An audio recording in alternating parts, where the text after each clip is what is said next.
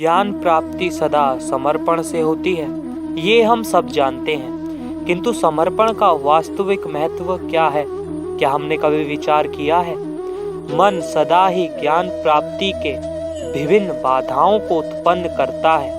कभी किसी अन्य विद्यार्थी से ईर्ष्या हो जाती है, कभी पढ़ाए हुए पाठों पर संदेह जमता है और कभी गुरु द्वारा दिया गया दंड मन को अहंकार से भर देता है। क्या ऐसा नहीं होता?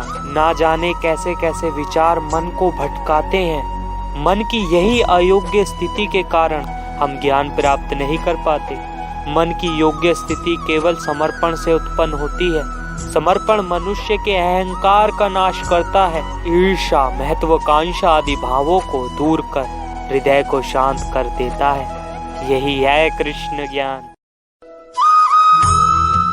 प्रत्येक मनुष्य के जीवन में ऐसा क्षण अवश्य आता है जब सारे स्वप्न, सारी आशाएं, सारे दृष्ट ध्वस्त हो जाते हैं। जीवन के सारे आयोजन ही बिखर जाते हैं। एक ओर धर्म होता है तो दूसरी ओर सुख।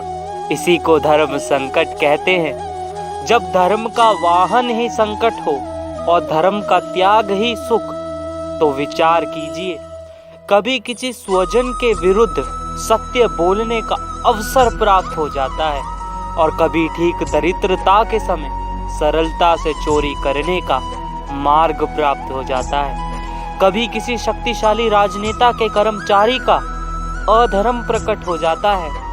सबके जीवन में ऐसी घटना बनती ही रहती है। अधिकतर लोग किसी क्षण को धर्म संकट के रूप में जान ही नहीं पाते।